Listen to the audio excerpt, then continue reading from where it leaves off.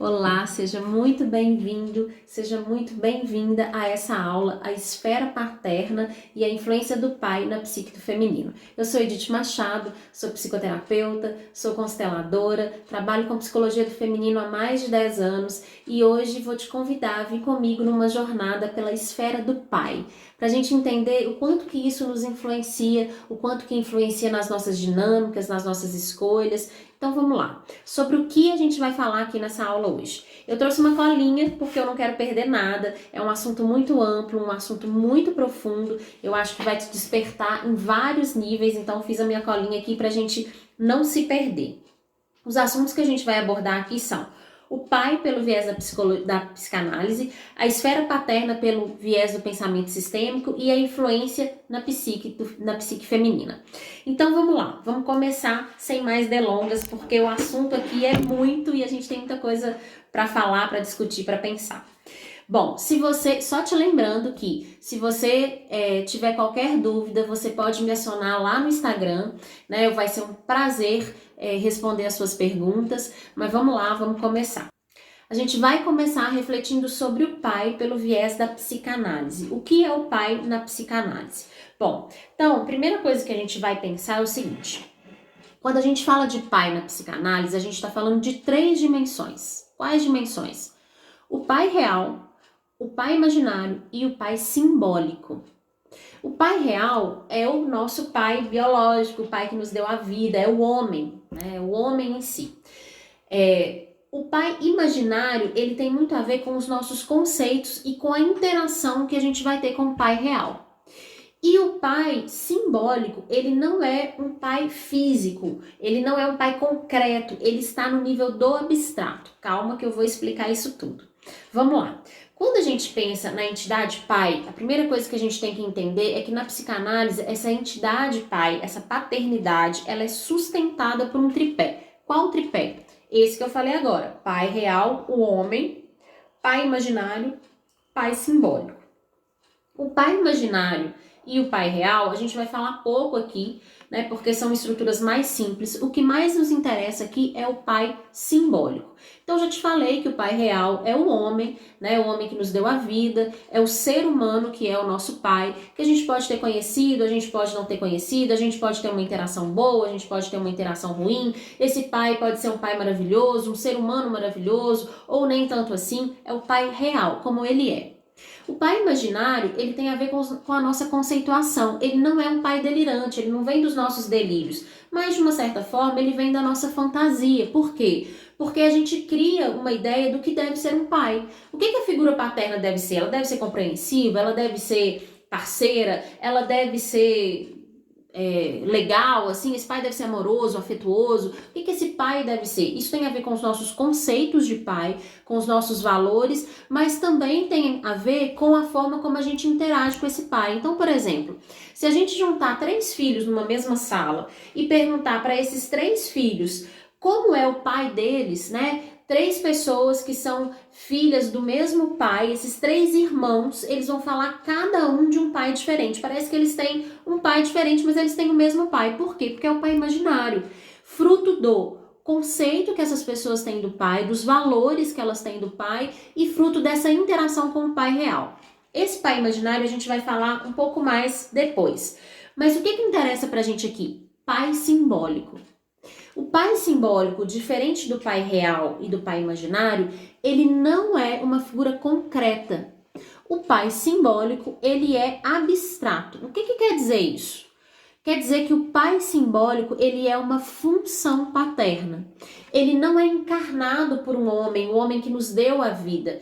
Ele pode ser diverso. Por exemplo, o pai simbólico, ele pode ser encarnado pelo pai em si, pelo pai real, né? O pai real, ele pode simbolizar, ele pode representar o pai simbólico, mas também o pai simbólico pode ser representado por qualquer terceiro elemento que quebre a simbiose mãe e filho. Quando o bebê nasce, essa mãe, aliás, não só quando ele nasce, né? Lá na barriga da mãe, já começa a se desenvolver entre mãe e filho uma relação simbiótica, onde um se nutre do outro. Então, vamos olhar pela perspectiva do bebê, que fica mais fácil da gente entender. Para o bebê, essa mãe é o mundo, essa mãe é o todo.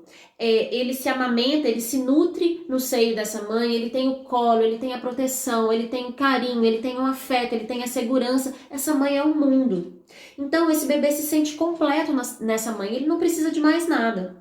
Essa relação de completude que ele sente com a mãe também sente com ele. É muito comum quando a gente conversa com mães que acabaram de ter um bebê ou que tem bebês muito novinhos, né, de meses, que tá vivendo aquele caos, né, porque é caótico cuidar de um bebê tão novinho, né, às vezes não dorme, chora, a gente não sabe por que tá chorando, né. Quando a mãe tá vivendo aquele caos, é muito comum ela chegar exausta e falar, nossa, minha vida tá caótica, mas quando eu pego meu bebê no colo, quando eu tô ali amamentando ele, aquele momento em que a gente tem de interação, parece que o mundo não existe, parece que não existe caos, parece que não existe nada, eu me sinto completa. É sobre essa relação de simbiose que a gente está falando e o que é o pai simbólico. O pai simbólico é esse terceiro elemento nessa relação que rompe a relação simbiótica mãe e filho. Esse terceiro elemento acaba separando essa mãe e esse filho, dizendo para os dois, olha, vocês têm identidades diferentes. O terceiro elemento, essa função paterna, que não é algo concreto, não é uma pessoa de carne e osso, essa função paterna, ela lembra a mãe que ela é faltosa, que existe falta nela e por isso ela tem desejos, ela tem outros interesses no mundo. E quando essa mãe começa a seguir outros caminhos de interesse, de desejos, ela acaba permitindo esse filho que também faça o mesmo. Então, olha que interessante e profundo.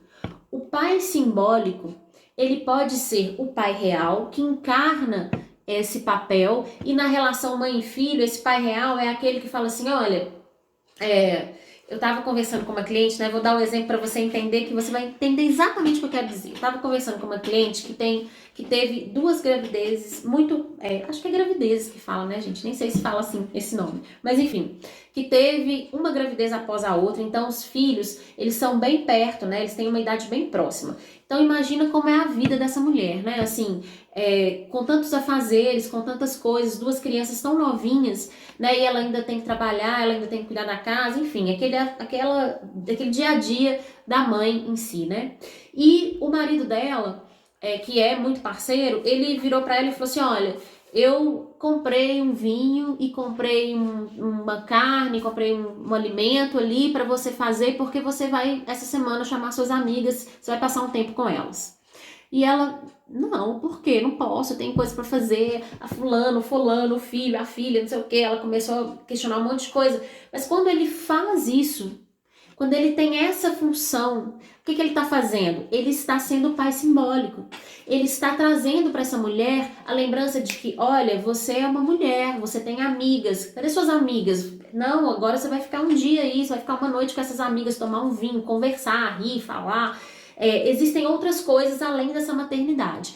Esse homem, ele encarnou ali o pai simbólico, a função paterna. Ele rompeu a simbiose dessa mulher com os filhos. Mas sempre é assim? Não.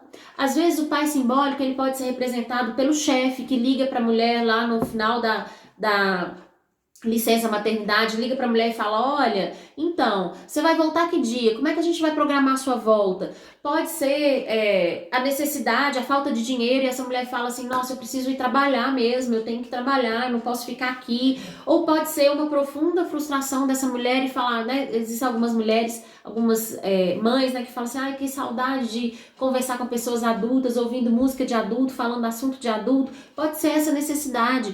A função paterna, ela não necessariamente precisa ser o pai, porque ela é abstrata. Ela é tudo aquilo que tira a mulher dessa relação simbiótica, que quebra isso. E também para o filho. né? A função paterna pode ser o pai que estimula o filho a andar de bicicleta sem rodinha, né?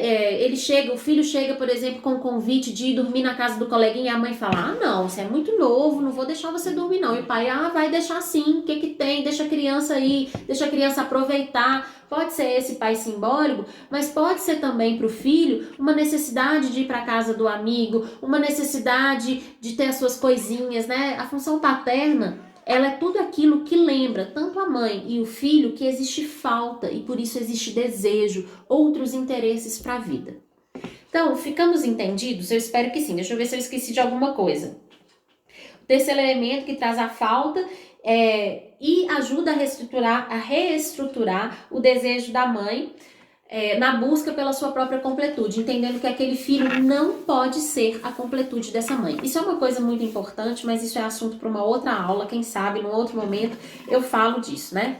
Então, quem pode ser o pai simbólico? Pode ser o pai real, pode ser o homem, pode ser o chefe, pode ser os problemas, pode ser as frustrações. O pai simbólico, ele não necessariamente é uma pessoa. Então, para a gente entender o que é o pai na psicanálise, o pai é aquele que coloca ordem, é aquele que é a autoridade, ele coloca limites. Quais limites? Os limites entre essa fusão mãe-filho, nessa relação simbiótica mãe-filho. O pai é essa autoridade que diz, não, vocês são pessoas diferentes, que têm identidades diferentes. O pai traz a autoridade, o pai traz o limite e traz a ordem. Então, entendemos um pouco as 3 dimensões do pai na psicanálise. E agora eu vou entrar um pouquinho no pensamento sistêmico. No pensamento sistêmico, quem é o pai? O pai, no pensamento sistêmico, é o mundo real. É a Terra. Bert Hellinger dizia que pai é terra. Quando a gente tem o pai, quando a gente tomou o pai, quando a gente tem uma conexão com o pai, quando a gente tem essa relação com o pai, a gente tem os 2 pés firmes na terra para que a gente possa caminhar, porque o pai é a ponte para a gente ir para o mundo.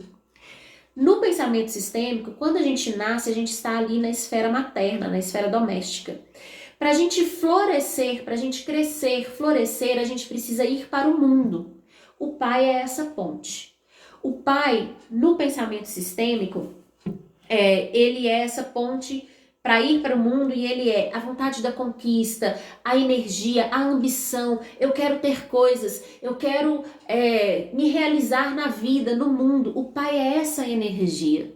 Então, vamos entender o que é a esfera paterna no pensamento sistêmico. No pensamento sistêmico, a gente fala do pai na dimensão da esfera paterna. O que é a esfera paterna no pensamento sistêmico? É a esfera onde a gente consegue, onde a gente se depara com os conteúdos dos nossos desejos.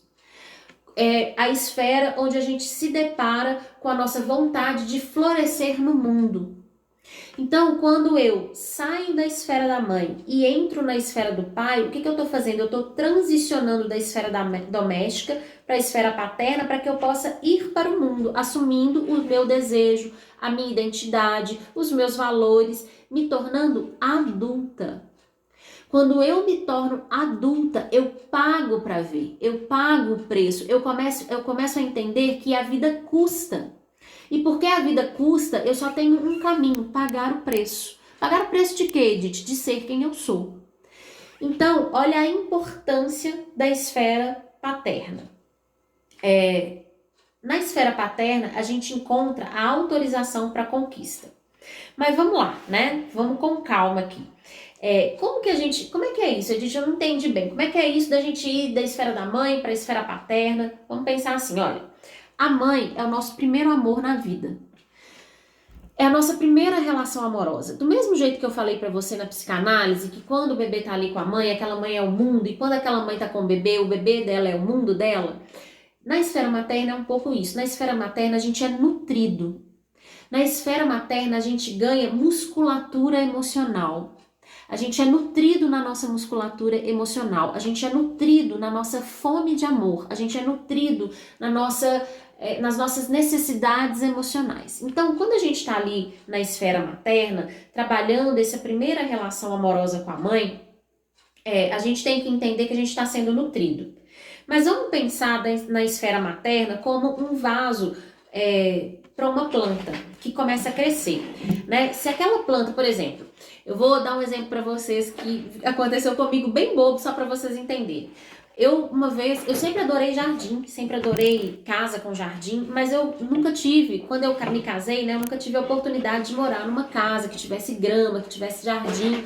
Então, o que eu fazia? Eu comprava vasos e colocava plantas nos vasos. E uma vez eu cismei que eu queria ter uma árvore em casa, mas a minha casa era alugada, era toda cimentada, e o que eu fiz? Eu comprei um vaso e coloquei uma jabuticabeira dentro desse vaso, né? Falei, essa jabuticabeira, ela vai crescer nesse vaso. É claro que deu errado, porque ela cresceu e ela foi quebrando os vasos por causa da raiz. E o que eu quero dizer para você, tô dando esse exemplo para você entender que na esfera doméstica, na esfera da mãe, o que acontece? Até tremeu aqui porque eu bati na mesa. Na esfera da mãe, a gente é nutrido, a gente começa a crescer, mas chega um momento que a gente precisa sair da esfera da mãe para que a gente possa florescer, igual a minha jabuticabeira no vaso, né? Não cabia ali, né? As raízes eram grandes demais. Então a gente vai criando raiz, a gente vai se nutrindo, a gente vai se fortalecendo, a gente vai ganhando musculatura emocional. E aí chega uma hora que a gente precisa transicionar da esfera da mãe para a esfera do pai, que é onde a gente começa a encontrar os nossos desejos, que é onde a criança ali pelos 7 anos de idade, ela começa a entender assim, olha, então, na casa do meu coleguinha acontece isso, isso e isso. Será que isso é importante para mim? Será que não é? Ela começa a se confrontar com os próprios desejos, com as próprias faltas, com as vontades, com as necessidades. E aí essa criança... Peraí que eu vou ter que mexer aqui porque eu tô apertada na mesa. Então, e aí essa criança começa a entender os desejos dela. Eu tô contando isso para você ter clareza que a esfera da mãe e a esfera paterna no pensamento sistêmico, isso é no pensamento sistêmico, elas são as duas igualmente muito importantes. Mas chega um momento que eu preciso sair da esfera da mãe para ir para a esfera do pai para que eu possa aí sim ir para o mundo. Não é na esfera paterna que eu floresço, eu só floresço no mundo. Tanto na esfera materna quanto na esfera paterna, eu permaneço infantil, eu permaneço criança.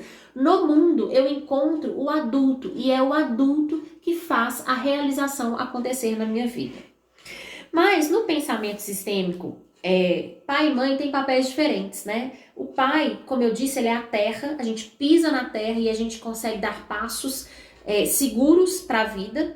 E a mãe, ela é o céu, ela é o conteúdo emocional, ela é a espiritualidade. Quando o Bert Helling fala assim que quando a criança não tem uma consciência, uma conexão com o pai profunda, né, com a esfera paterna, com o pai simbólico, essa criança acaba ficando aérea demais, ela fica sem curiosidade para a vida, ela não quer tanto nada, né, ela não tem tanta curiosidade, porque ela só quer ficar ali sendo nutrida na esfera da mãe. Para transicionar, eu escrevi aqui, para transicionar da esfera da mãe para a esfera do pai e ir para o mundo, nós precisamos tomar o pai real. Aí a gente vai trabalhar um pouco com o conceito da psicanálise no pensamento sistêmico. Por quê? Porque, o que acontece? Eu disse para vocês que a função paterna, ela não é concreta, ela não é o homem em si. Né? Ela pode ser o pai real, ela pode ser o chefe, ela pode ser os problemas, as frustrações, né? Ela pode ser diversa. Mas o pai real é o homem. Então, o que a gente tem que entender aqui no pensamento sistêmico para ficar fácil para a gente começar a pensar como que esse pai impacta a psique da mulher? Essa criança, ela pode ter tido uma função paterna muito eficiente que a levou para o mundo, que a fez ir para a esfera do pai, se confrontar com os próprios desejos e ir para o mundo. Mas, se ela tiver problemas com o pai real, problemas no seguinte sentido, ela acha que esse pai real ele é ruim, que ele não é bom o suficiente. Por quê? Porque ele é diferente do que ela gostaria, né? Se o pai real se confronta com o pai imaginário, o conflito, a dor e a mágoa se instala aí. Então, por mais que essa mulher esteja na esfera paterna, se confrontando com os desejos, fazendo para buscar, para conquistar, para adquirir, né, para realizar os seus desejos, ainda assim ela vai estar presa na esfera do pai. Por quê? Porque ela não consegue alinhar pai imaginário com o pai real. Existem conflitos entre o pai real, o pai que ela tem e o pai que ela achava que ela deveria ter. E a mágoa, ela se instala aí. E quando essa mulher mergulha nessa mágoa, ela não consegue transicionar da esfera do pai para a esfera do mundo. Lembra, guarda isso, eu falei que no pensamento sistêmico a gente nasce na esfera da mãe, a gente vem para a esfera do pai e da esfera do pai a gente vai para o mundo onde a gente encontra o adulto e floresce. Na esfera da mãe e na esfera do pai ainda somos crianças. Então, o que acontece? Eu até escrevi aqui, olha, muitas mulheres têm pais simbólicos que as levaram para o mundo, mas como elas não conseguem se conectar com o pai real e elaborar relação com ele, elas acabam presas em dinâmicas compensatórias. Dinâmicas compensatórias. E é aí que está a influência do pai na psique do feminino. Então, como a esfera paterna e o pai impacta a psique da mulher? Nos nossos resultados reais.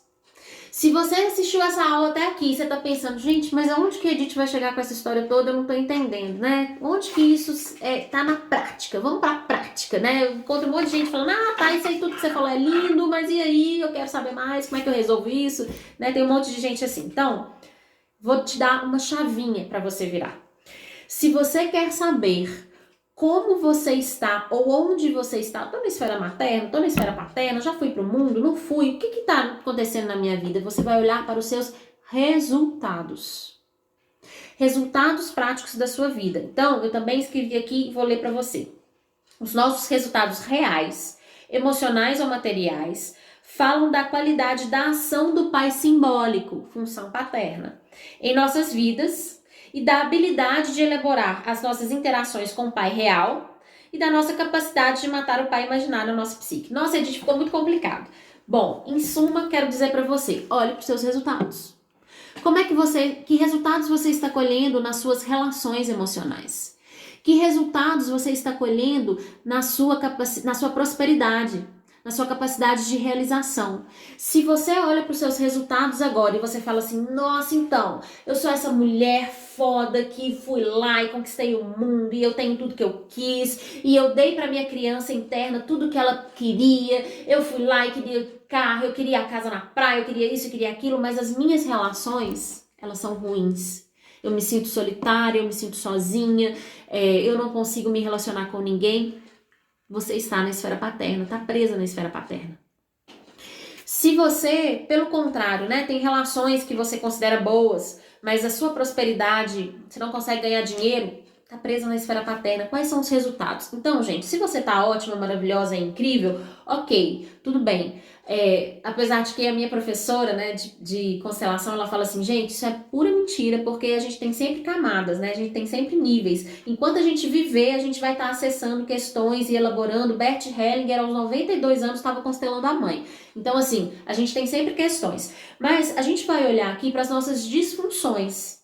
Então, o que acontece? O que eu tô te dizendo aqui? Se você tem questões, né, resultados que você não tá bem com eles, é porque tem coisas aí na esfera doméstica, na esfera paterna para você olhar, né? Outra coisa que pode acontecer, eu tô no emprego dos meus sonhos, eu tô super feliz, mas meu chefe, nossa, eu tenho muito problema com meu chefe, né? E não sei o que, tem problema na esfera paterna. Por quê? Porque tem autoridade aí. Então, é isso que a gente vai olhar agora. O que eu disse aqui é exatamente isso que eu queria que você pensasse. Às vezes, a função paterna, ela foi eficiente, ela levou a pessoa para o mundo. Mas, o que acontece? Essa pessoa ainda tem mágoas com esse pai real, então ela não consegue ir totalmente para o mundo. Por quê? Porque ela fica nas compensações, e é sobre isso que a gente vai falar agora. Então, a partir da elaboração dessas 3 dimensões, pai simbólico, pai imaginário, pai real, a partir do entendimento da esfera paterna e da esfera materna, né, na vida de uma mulher, a gente começa a falar de identidade. Então, também escrevi aqui, a identidade de uma mulher vai sendo construída, alicerçada nas dinâmicas relacionais que ela tem com essas 3 dimensões do pai. Então, vamos lá, vamos pensar sobre isso agora. Eu disse que essa mulher, ela pode ter experimentado a função paterna e pode ter ido para o mundo, mas ela ainda está na compensação. Quando a gente está na compensação, a gente está tendo um ganho secundário. O que quer dizer isso?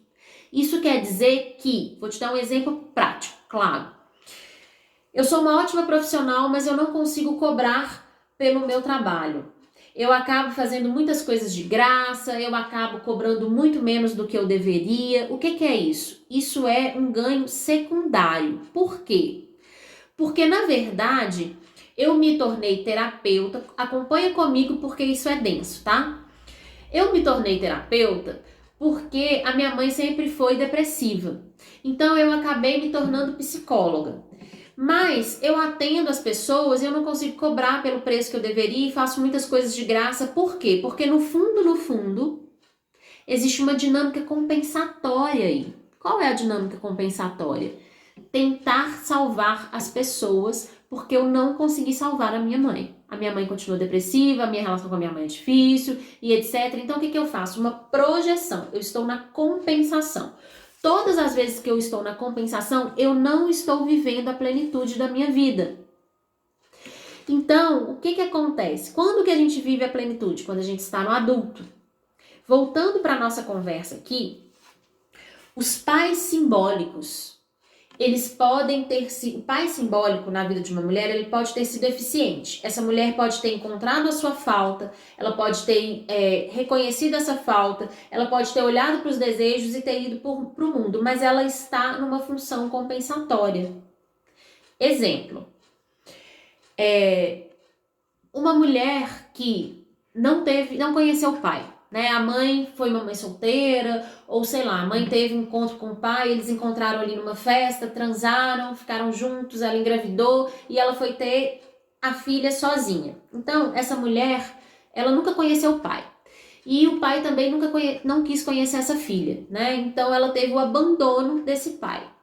O abandono desse pai funciona como uma função paterna na vida dessa mulher.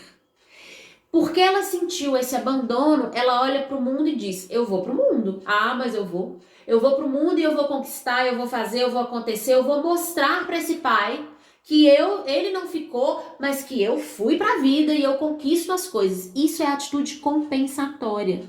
Essa mulher, ela consegue conquistar muito, mas ela não consegue ter relações funcionais. Ela continua sendo disfuncional, porque qual é o ganho secundário dela? O ganho secundário dela é provar que ela dá conta.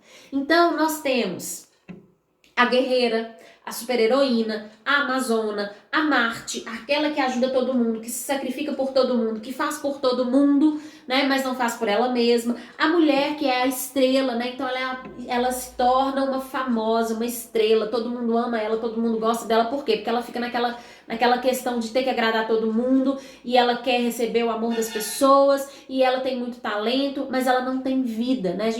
A gente vê um monte de documentários de super estrelas aí mostrando isso, né? É super talentoso, é super bem sucedido na carreira, tem uma multidão de fãs, mas pessoalmente são infelizes. Então, o que eu tô falando aqui? Eu tô falando de pessoas, de mulheres que tiveram a função, como função paterna, como pai simbólico, o abandono, seja físico ou real, ou emocional. E essas mulheres, para compensar, elas foram para a vida metendo o peito mesmo e conquistando um monte de coisa, mas as suas relações, elas são pobres, elas não conseguiram se relacionar afetivamente porque elas ainda, presta atenção, vê se você consegue entender isso, quanto que isso é profundo e maravilhoso, porque elas ainda estão no conflito com o pai real.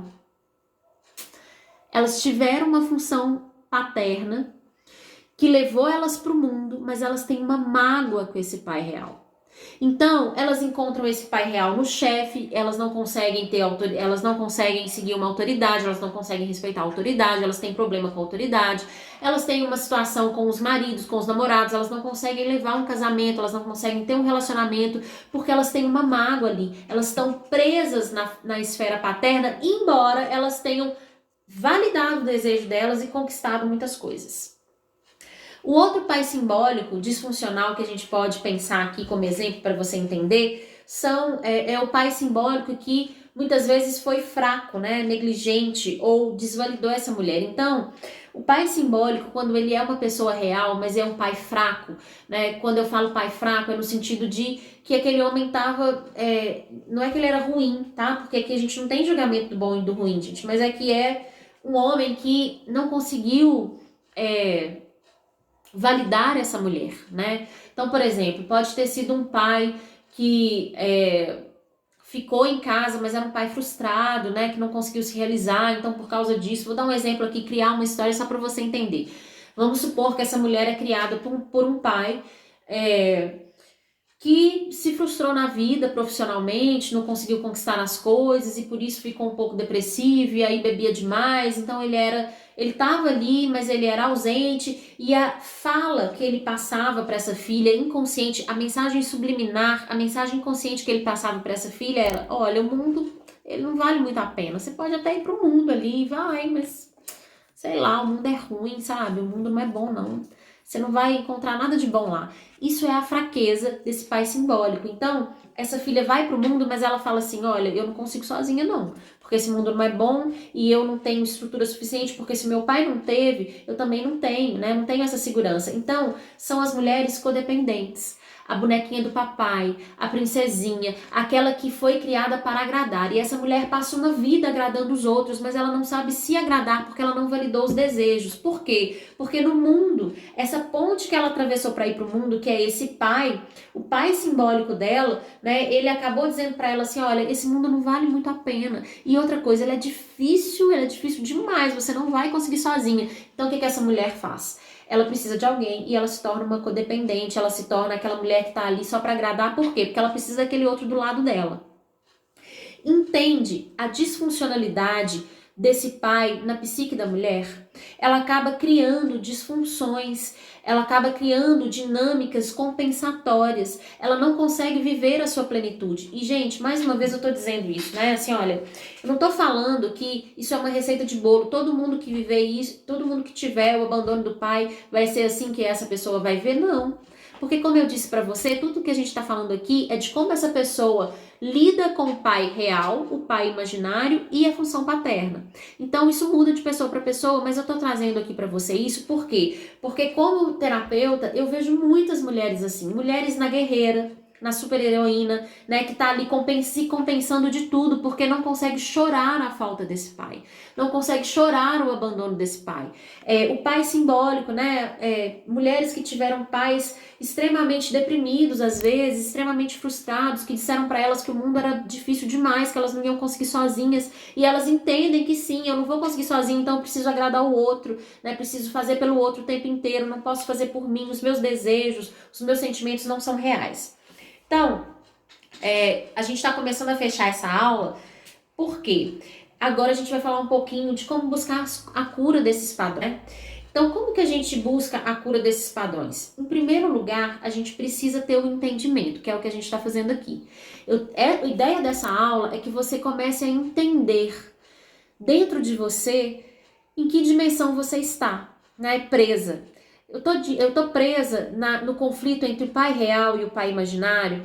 Eu tô presa nessa função paterna que eu não tive, ou que não foi suficiente para me levar para o mundo, que acabou trazendo para mim dinâmicas, né, relacionais como essa, né? Eu sou a super-heroína de todo mundo, ou eu sou a Marte, aquela que se sacrifica, eu sou codependente, né? O que está acontecendo aqui? Como é que está esse masculino? Por quê? A partir desse entendimento, a gente começa a enxergar o masculino não como a nossa relação com os homens, ou como a nossa relação no fazer, né? Eu vejo muitas mulheres falando disso, né? O papel masculino, o papel feminino, porque o homem, ele provê, ele faz isso. A gente não tá falando disso aqui. Eu não tô falando que isso tá errado, tá, gente? Tô falando que esse não é o assunto da nossa aula. O assunto da nossa aula é a força psíquica masculina que existe dentro de mim e como ela se formou. Qual é o alicerce dessa força em mim? Porque a partir do alicerce dessa força, eu vou pro mundo. Eu vou me tornar adulta e vou florescer e viver em plenitude ali no mundo. Plenitude nas realizações, nas minhas dinâmicas mais saudáveis. Então é uma forma de olhar para essa força psíquica masculina em mim. Então, depois desse conhecimento, né? Tô vendo aqui se eu perdi alguma coisa, porque eu tenho muitas coisas para te falar.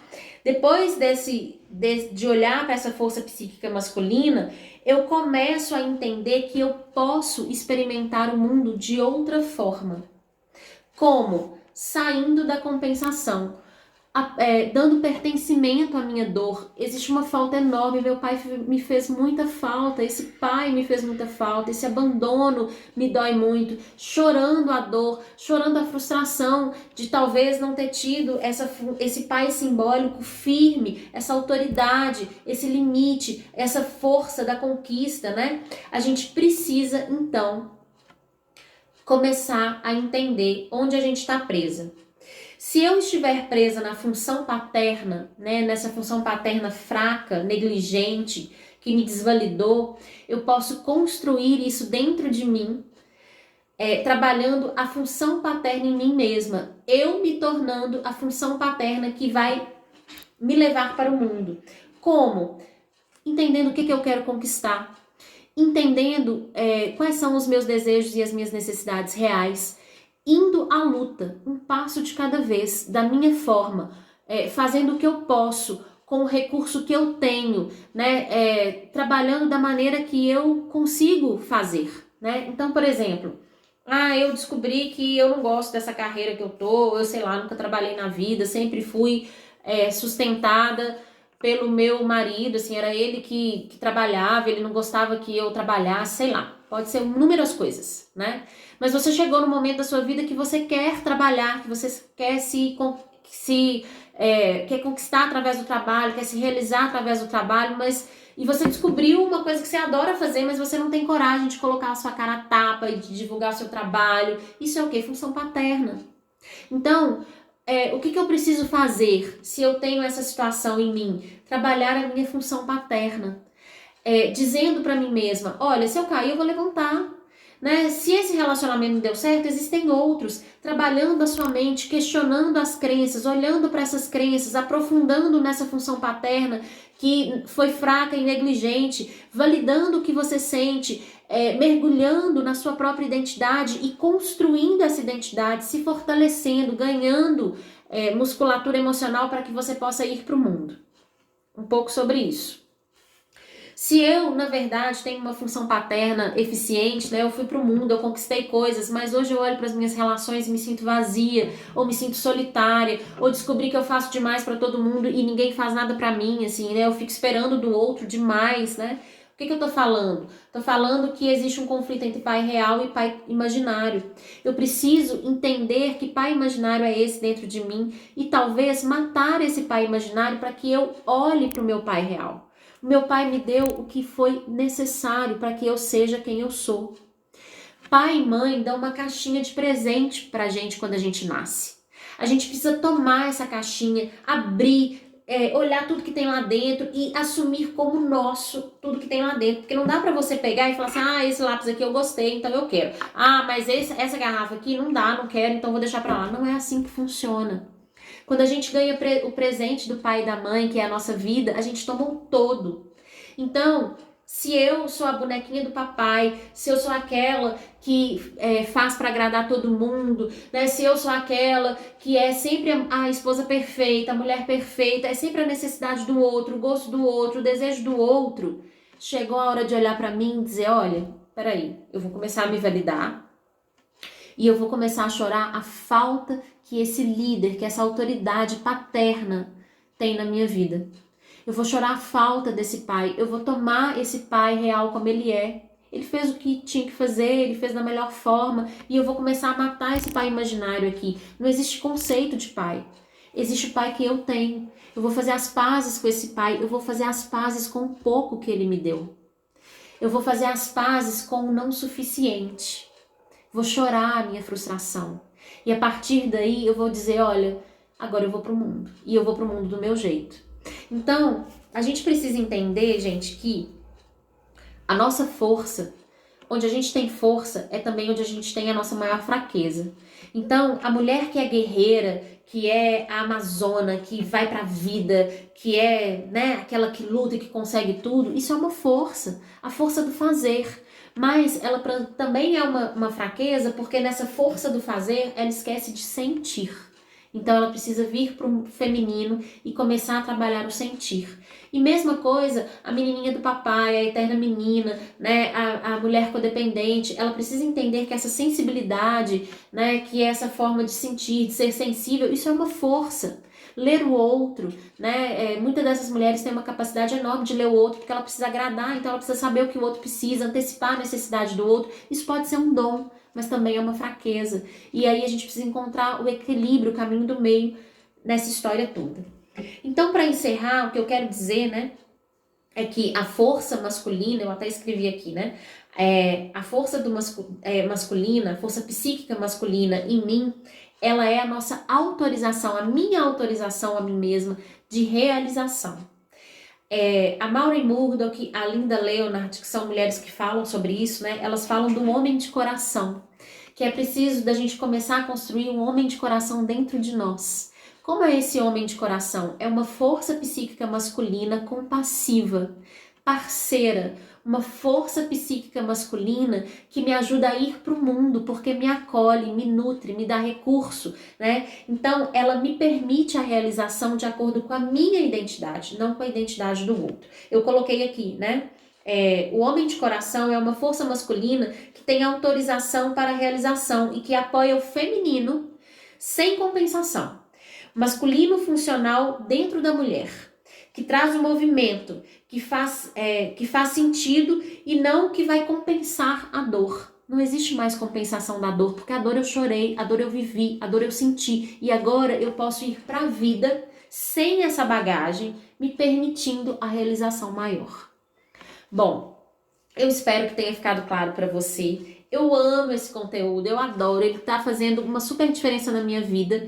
Depois eu posso contar um pouquinho da minha história, mas agora não é o momento. O que eu quero dizer para você é que eu espero que você tenha gostado. Se você tiver alguma dúvida, vai lá no meu Instagram, deixa para mim inbox, deixa para mim lá no direct que eu vou falar com você, que eu vou ter prazer de esclarecer toda e qualquer dúvida que você tenha sobre função paterna, sobre esfera paterna, sobre ir para o mundo. Espero que você tenha gostado e até a próxima. Tchau!